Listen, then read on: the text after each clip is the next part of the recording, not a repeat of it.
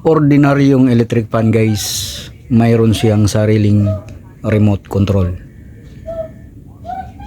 So please watch my YouTube channel. Start guys. Oh, umikot siya. Patayin natin guys. Oh, patay siya. Yan. So yan mga ka-DI, ang full video nito.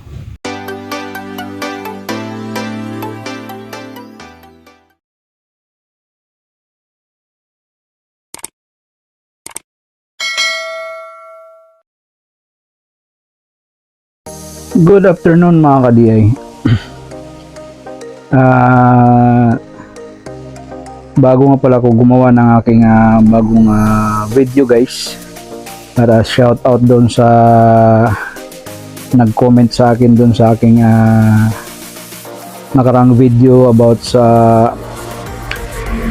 aking Honda Beat na naipost. Shout out sa iyo guys, salamat sa pagtanong mo at nawa ay yung kasagutan na hinahanap mo ay nawa ay naibigay ko sa iyo. So guys, for today's video guys ay mayroon akong gagawin. Kung gusto ninyong magkaroon yung mga electric fan ninyo, wall fan, ceiling fan, stand fan, o kung ano pa bang mga electric fan ninyo guys, kung gusto ninyong hindi na kayo tatayo para pupunta doon sa switch niya para i-on siya, mayroon akong tutorial ngayon guys na ibibigay sa inyo at ipapakita ko sa inyo kung paano natin lagyan ng remote control yung ating mga ceiling fan, stand fan, wall fan, o yung mga air cooler na mga fan. So ito yan siya guys, yan no. So makikita nyo, KTS General PCB board, yan siya. So nandyan yung mga klaseng mga electric fan yan. So pwede siyang malagyan lahat. The remote control to siya guys. So yun, tatanggalin natin yung yung laman nito. So ito yung remote control niya. So ang battery nito is AAA dalawa. Saka ito yung control niya. Ito yung PCB board. So yan. Kung aninagin nyo mga kadiayan, andyan, sana makikita nyo, yan siya. So ito rito may nakalagay na 1, 2, 3. Ito yung sa speed ng electric fan natin. Kung nakikita nyo guys, yan, 1, 2, 3. So may pakita ko mamaya kung ano yung 1, 2, 3 doon sa ating mga electric fan na dito natin ilagay. Tapos dito naman, yan, tatlo ito. So yung kabila line at kabila itong north, tapos yung gitna is common. So kung makikita natin sa ating motor sa electric fan, may common yun. So dito natin ilalagay siya guys, yan, sa gitna. Ito naman yung line, ito naman yung north. So mamaya ipapakita ko sa inyo kung paano i-wiring to mga ka-DI. Naway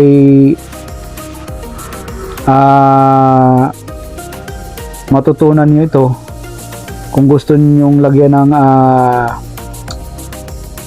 remote control para hindi na kayo babangon-bangon pa or tatayo-tayo para patayin yung electric fan or yung ceiling fan, pupunta pa kayo sa switch. Maganda yung may remote control guys. Katabi mo lang yung remote control, pwede mo nang patayin kung nilalamig ka na. O, di ba? So, yun guys ang ating gagawin ngayon. So, tune in lang kayo sa aking channel guys. So, ito yung PCB board. So nakikita nyo yan, may common, may line, may north, tapos dito may 1, 2, and 3. So yun yung speed niya guys.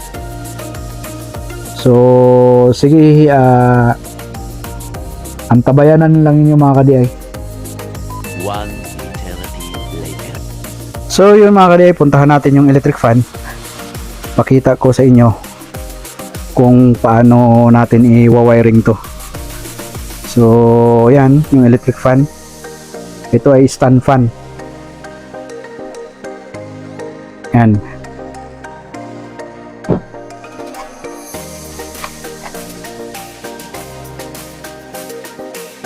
So kung makikita niyo guys, yan oh. Lalapit ko lang. Yan. So parang hindi ata makikita yung wiring. So ilalapit natin. So ito. So kung makikita natin mga ka-DI, itong galing dito sa supply, ito siya. So ang kulay niya is blue and brown. Tapos yung common naman, ito yung papuntang motor, black. So itong sa switch natin dito, yan, yung number 3 is red. Yan, kung nakikita niyo mga ka-DI, yan, red. Yung white naman is number 2.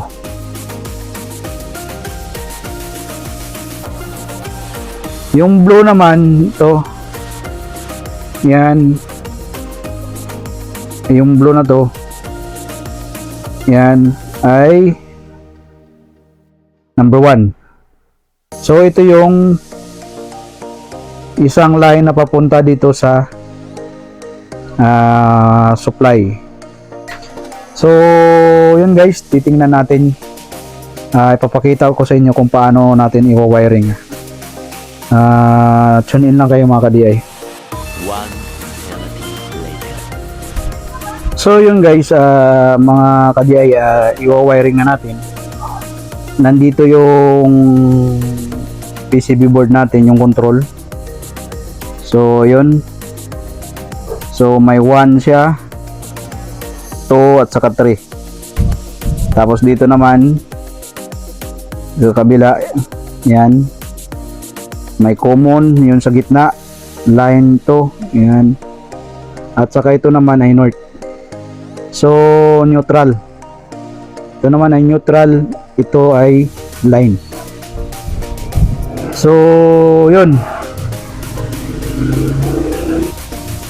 isa-isahin natin to para ikabit rito guys. So ito muna yung unahin natin, yung pula. So naka-clip lang naman kasi ito, gamit lang ang perdibli para matanggal siya. Yan. So natanggal na siya. Yan. So ikabit natin dito sa number 3 dahil yung pula is number 3. Yan. So gamit tayo ng maliit na screw. Ito may kasama na to dito guys, sa isang set niya, kasama siya. So yun, pasok lang dito at tornilyohan natin. Ipitan lang natin guys. Ang ingay ng motor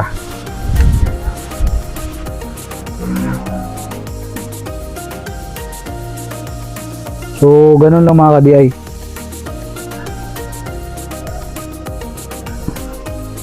So yun, higpitan lang ng maigi para hindi maglulos. Yan. So nakabit na natin yung number 3. Yan, pula. Ang sunod, itong puti. Yung puti naman ay number 2. Susok ko lang ng ng perdibli dahil naka-clip siya Pero yung ibang electric fan ay nakahinang yun, naka-tornilyo. O di kaya nakahinang, kaya kailangan putulin na lang yun. So ito, yan, kabit natin to. number 2 dito. Yan. So gamitin natin yung flat screw na kasama dito. Yan. Higpitan lang siya guys. Yan. So double check lang niyo para at least talagang mahigpit siya. Hindi dapat maglulos dahil baka masira at masunog yan. Sunod yung asol. Yan, ikabit na natin yung 3 at saka 2. Ito naman number 1, itong asol. Yan. Tanggal natin. So ikabit din natin dito. Yan, so number 1. So isok lang to siya guys. So dyan, number 1. Oh. So yun, higpitan lang natin.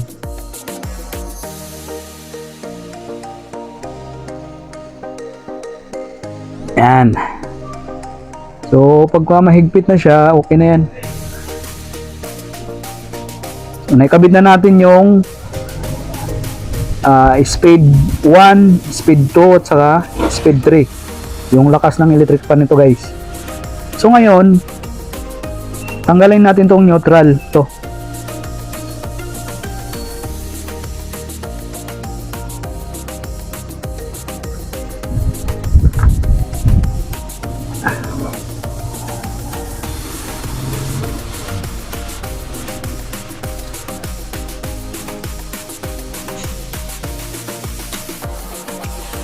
So wala nang gamit to. Yung switch natin wala nang gamit. Yan. So ito yung papuntang supply guys. Kung nakikita nyo. Yan. So dito natin ilagay sa neutral. Yan. Kita nyo guys. Yan, neutral yan. Yan siya nakalagay yan. So, higpitan natin. Yan.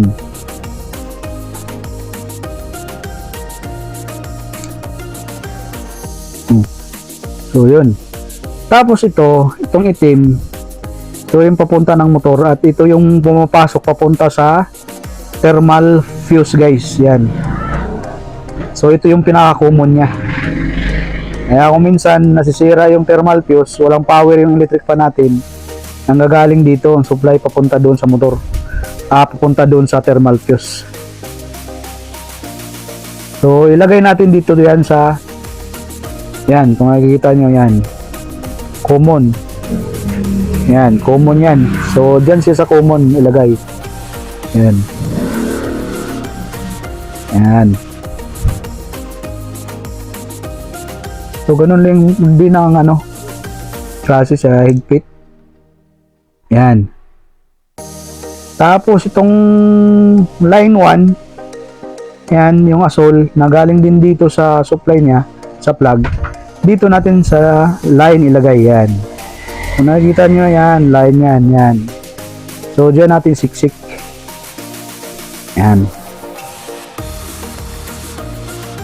So higpitan natin.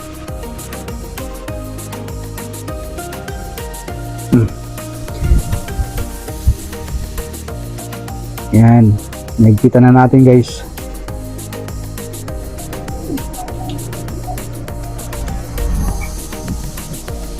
So yun na yung niya mga ka-DIY. Kung nakikita nyo, yan. Ito number 3 sa switch ng electric fan natin, number 2, number 1, yan. Ito naman yung common, ito yung neutral na galing sa plug natin at saka ito yung line 1 sa ating supply din galing dito. So yun lang guys, ganyan kung makikita nyo, pwede nyong screenshot kung magkabit kayo, o di kaya isa-isahin nyo tulad sa ginagawa ko isa-isa para hindi kayo malilito sa gagawin ninyo mga ka-DI.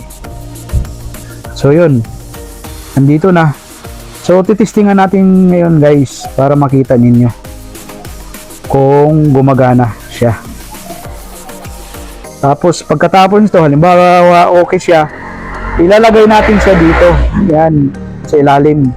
ng electric fan, tatakpan natin. So magagamit na natin ng yan, ilagay natin dito at tatakpan natin. Nandito siya sa loob. So i-testing natin mga ka-DI para malaman natin kung gumagana siya o hindi. So yun, ipa-plug natin guys. Tune in lang kayo mga ka-DI. One eternity later. So yun mga ka-DI, i-testing na natin, ipa-plug natin guys. Yan, plug natin. Dito yung outlet o extension guys. Yan, plug natin dito. Yan, tumunog siya. So kung nakikita niyo mga ka-DI, yan o, umilaw siya yung LED niya, umilaw siya.